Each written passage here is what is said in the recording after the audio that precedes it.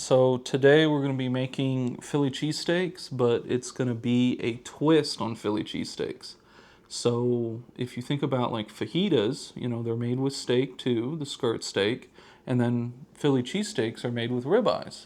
So we're going to slice the ribeyes up just like a Philly cheesesteak, and we're going to add the onions, we're going to add the green bell peppers, and just like fajitas, which have onions and you see green bell peppers on them a lot of times too. Underneath the skirt steak when it comes out on that sizzling platter. So we're gonna do a Tex-Mex version of a Philly cheesesteak. So basically, what we're gonna need is some ribeyes. I've already cleaned those. But what you're going to want to do is buy 2 to 3 ribeyes, depending on how many people. I'm going to be feeding 5 people with 3 ribeyes. So I thawed them in the fridge. I cleaned them, patted them dry. And then before you slice them, you want to stick them in the freezer for probably about 20-25 minutes. So they're a lot easier to slice in those thin slices. From there, we're going to season it with just black pepper, some garlic powder, and then some fajita seasoning from Meat Church. And then we're going to take it down to the Traeger flat top I've got. We're going to cook it on the flat top. We've already made some pico for the Oaxaca cheese, the provolone, and the American cheese we've got. So very cheesy. You're going to have the pico, the onions, the green bell pepper in there. It's going to be like a fajita in a bun. The things you're going to need for this.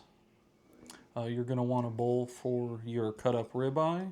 You're also going to want to get a bowl for your cut up vegetables.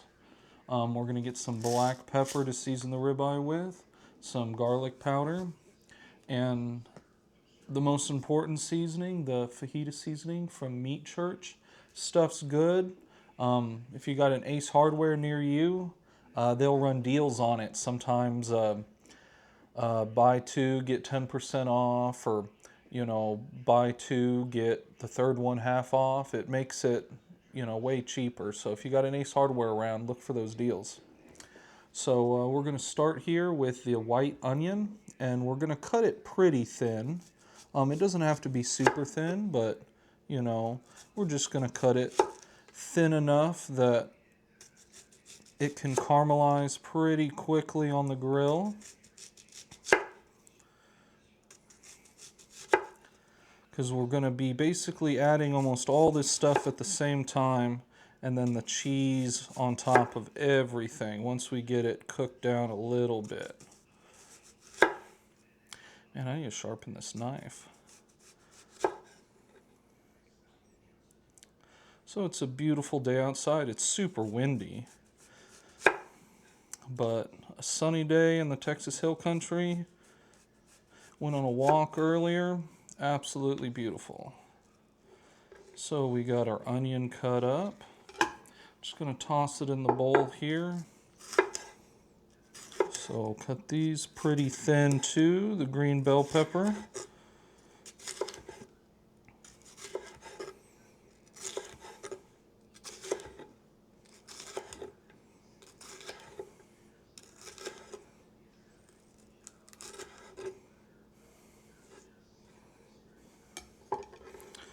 Then add all that to your bowl. And basically we're just going to be repeating that. Just doing that till we have enough.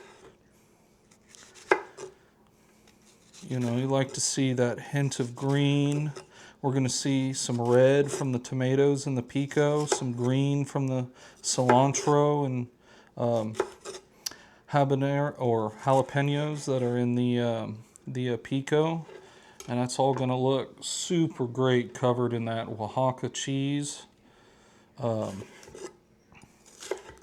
On these Tex-Mex cheese steaks. You're going to want to take your ribeyes out of the freezer. They're going to be definitely easier to cut after about 20, maybe 30 minutes, depending on how cold your freezer is. I'm not going to trim these up too much, but I am going to cut these super thin, as thin as I can. With this knife, it's going to be kind of hard, but we'll get it done.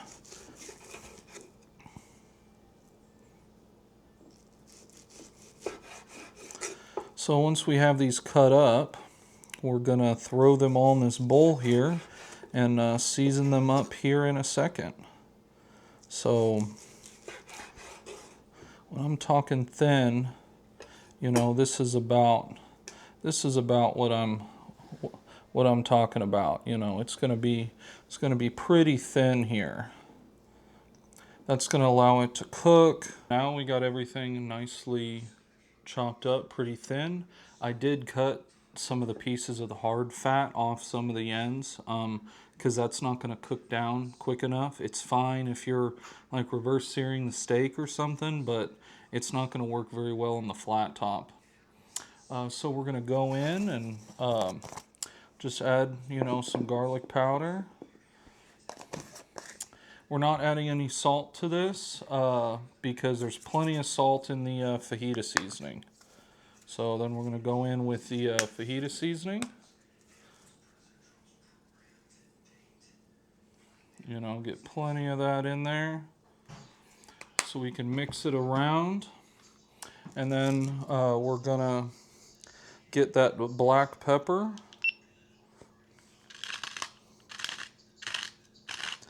In there real good.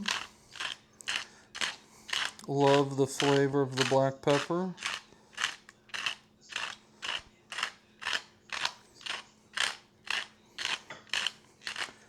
Freshly ground is always the best. You just get so much more of that flavor. A little bit more garlic powder because I know I'm going to want to add more later. And once I start mixing all this in, my hands are going to be nasty. Okay, now we're down here at the flat top. We got it fired up right on about medium heat. It'll take a little bit for it to warm up, so just let it get nice and warm, and I think we're about there. Gonna get some olive oil, get a good coat of olive oil on this.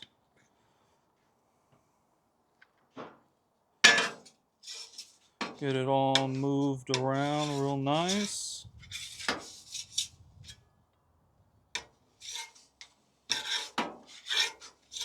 It's kind of cool to feel you get the oil there and it'll stick.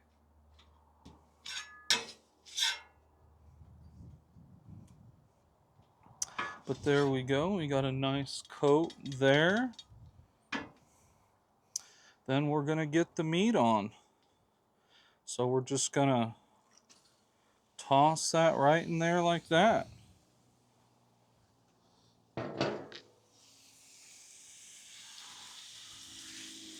Kind of spread it around. Can already hear the sizzle. Maybe not. The microphone's got noise canceling on, so it might be noise canceling the sizzle. Which would be unfortunate, but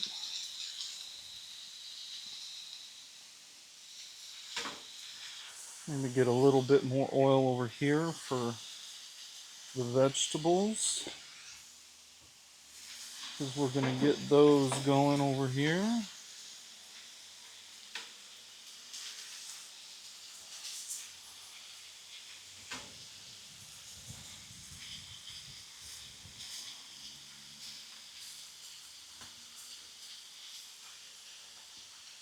It's already cooking pretty good. Get those vegetables over there.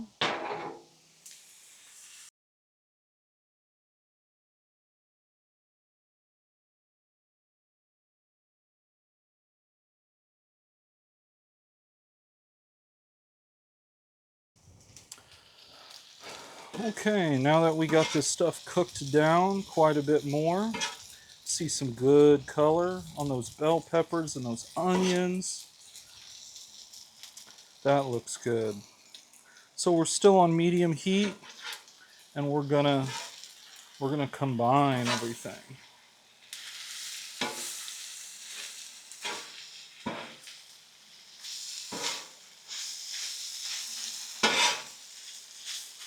Now that already looks great, but we're gonna make it even better with some cheese.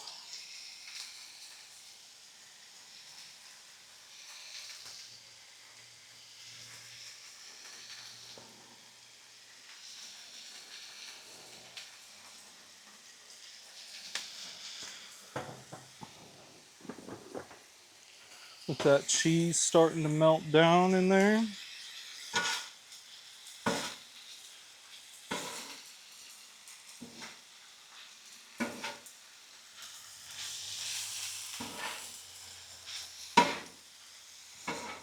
Oh, look at that. It's good to have a second one of these so you can do that. We're going to get some of the pico in there.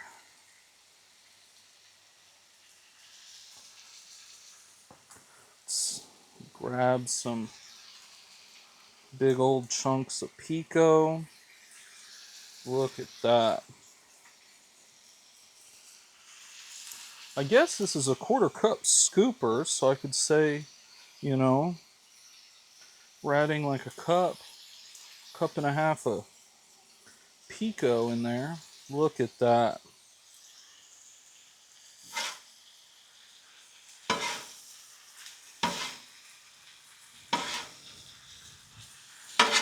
Some of that moisture from the pico is going to cook out too.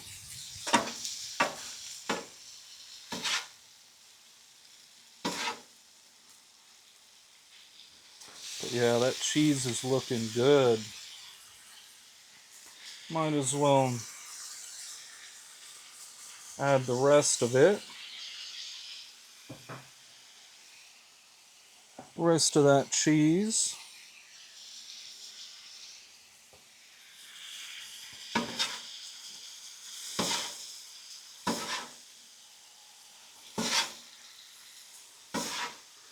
Now, one of the only downsides to the Traeger flat top I've found, well, I wouldn't necessarily call it a downside. It's just different than like most of the black stones and stuff like that.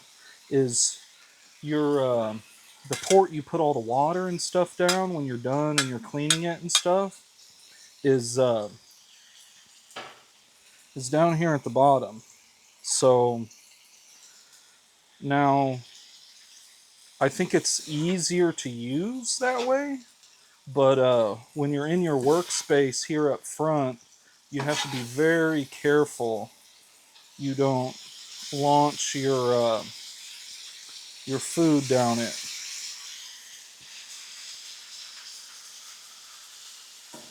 Because it's always a shame to lose some good food.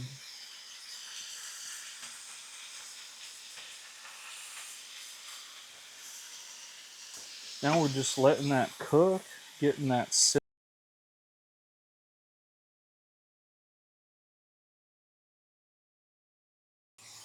Well, it's about time. You know, we've had a bunch of stuff cook off of it. Now we're going to reuse the cheese one. Look at that. Look at the cheese just come off of it. Melted. Crispy onions, melted cheese.